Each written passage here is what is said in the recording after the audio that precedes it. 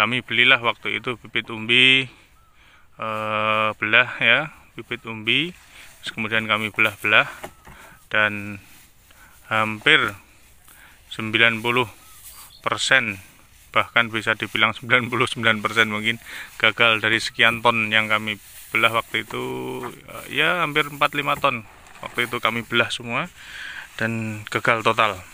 Nah itu jangan sampai nanti terjadi.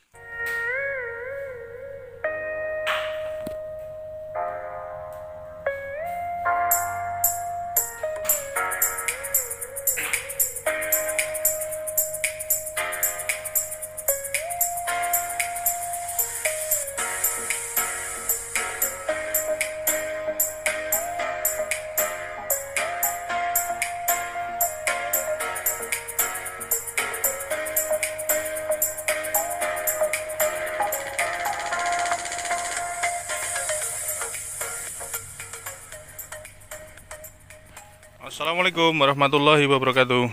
Jumpa lagi di channel kami, Keluarga Exmut. Selamat pagi ya teman-teman. Semoga teman-teman senantiasa diberikan kesehatan, sehat selalu. Semoga senantiasa diberikan banyak keberkahan dan semoga senantiasa dimudahkan dalam segala urusannya. Amin. Pagi hari ini ada sedikit yang berbeda dari pola tanam kami, Keluarga Exmut.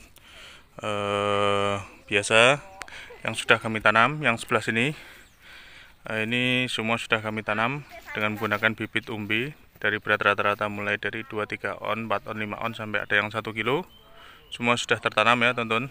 Dan yang sebelah sini ini kami tanami dari bibit umbi belah teman-teman. Umbi belah di sini kenapa ada yang kami belah, karena memang hasil panen tahun kemarin ada yang ukurannya di atas 1,5 kilo, ada yang 2 kilo. Jadi kami belah supaya babar, bahasanya orang Jawa itu babar, itu bisa banyak teman-teman, jadi banyak ya. Sebenarnya ini termasuk salah satu solusi untuk teman-teman yang ingin menghemat biaya dari pembelian bibit ya teman-teman. Di temanya tetap masih sama, yaitu tanam di lahan tanah lempung, tanah liat ya, tanah liat, tanah lempung, dan masih dalam suasana sama ini, tumpang sari dengan pepaya, kemudian durian. Dan untuk pengolahan lahannya sama juga seperti biasanya, karena ini di sini tanah liat lempung, kami rotari dulu, tapi rotarinya bukan dengan menggunakan mesin tapi menggunakan cangkul ya, tenaga manusia manual, sekaligus dirotari sekaligus dikoak bahasanya teman-teman. Jadi dikoak dikoak sekali mendayung istilahnya 2-3 puluh terlampaui. Jadi dicampur, dicangkul sekaligus bikin lubang koaan. Nah ini rata-rata bibit nanti yang kami tanam di petak sebelah sini, di samping jalan ini bibit umbi belah semua teman-teman. Nah ini hasil belahan kami yang sudah kami belah kurang lebih sekitar 1 bulan yang lalu. Ini sudah muncul tunasnya seperti ini teman-teman, dan bekas belahannya pun sudah kering ya. Kalau kita belahnya di musim kemarau tidak usah nunggu berminggu-minggu, berbulan-bulan, belah pagi saja gitu teman-teman ya. Nanti siang atau sore gitu sudah sudah kering seperti ini. Yang enggak sekering banget ini, cuma dipegang gini sudah enggak lengket-lengket, lendirnya itu sudah hilang. Kalau kita belahnya di musim kemarau ya teman-teman. Tapi kalau kita belahnya masih di musim yang agak lembab-lembab gitu, itu agak lama keringnya dan tentunya berisiko. Kami Keluarga Exmut sendiri ya bisa dibilang tidak menganjurkan ya, tidak mengharuskan untuk tanam umbi belah. Tapi bagi teman-teman atau petani yang ingin menanam dari umbi belah dan memang sudah berpengalaman, monggo silahkan. Tentunya karena bibit umbi belah ini ada beberapa syarat yang harus bisa dipenuhi. Tidak asal belah saja ya, tidak asal belah dan tidak asal tanam. Jadi untuk umbi belah ini harus dibelah dalam kondisi cuaca sudah musim kemarau atau kering total ya, kemarau total. Karena dengan kondisi yang sudah kemarau gitu, kering, umbi yang kita belah ini tidak berisiko untuk terkena jamur, tidak berisiko untuk busuk, dan tidak berisiko untuk mengalami kerugian tentunya. Karena beberapa tahun yang lalu kami pernah melakukan pembelahan, terus terang saja ini ya teman-teman, kami dulu pernah melakukan pembelahan karena bertujuan untuk hemat biaya, hemat bibit, karena waktu itu ya kita masih belajar, tahap belajar, kemudian tahap pemula lah istilahnya ya, petani pemula. Waktu itu kita coba tanam, kemudian kami belah umbinya. Cuma waktu itu salahnya kami belahnya dalam kondisi sudah mendekati musim hujan ya teman-teman.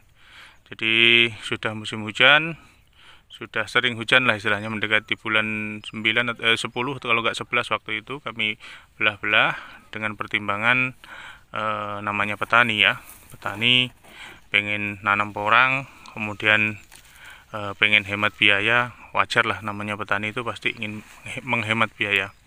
Kami belilah waktu itu bibit umbi, belah ya, bibit umbi, terus kemudian kami belah-belah, dan hampir 90%, bahkan bisa dibilang 99% mungkin gagal. Dari sekian ton yang kami belah waktu itu, ya hampir 4-5 ton waktu itu kami belah semua dan gagal total.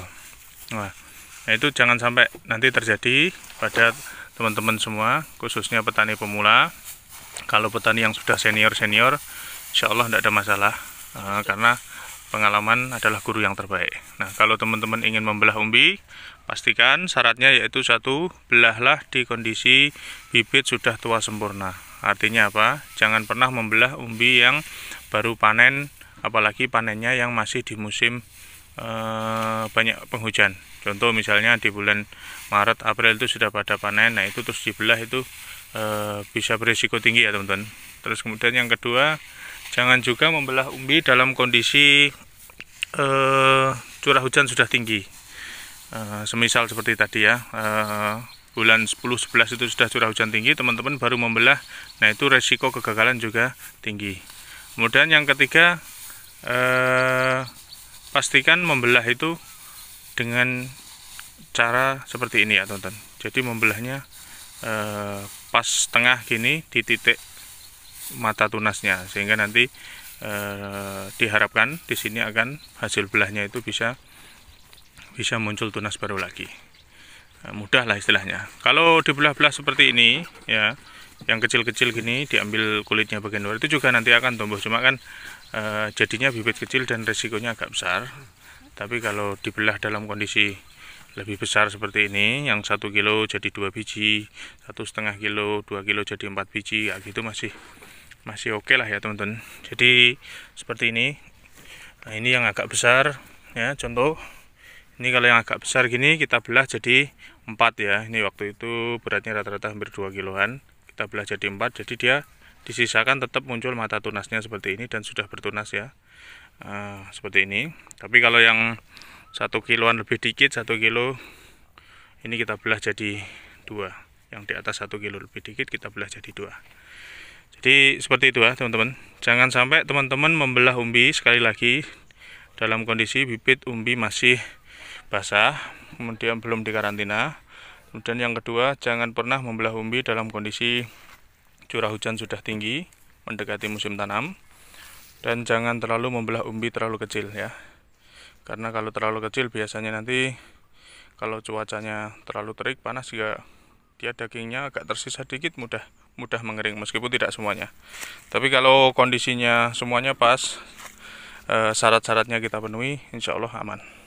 Dan pastikan proses tanamnya kalau di tanah liat digemburkan dulu lahannya ya teman-teman. Jangan sampai tanah kondisi keras seperti batu gitu kita main tanam saja.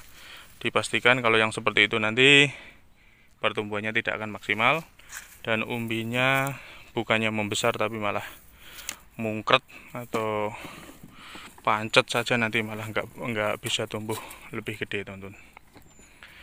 Nah, setelah kita lakukan penanaman seperti ini, dikowak tadi ya, dikowak dicampur sama arang sekam, kemudian dimasukkan bibitnya.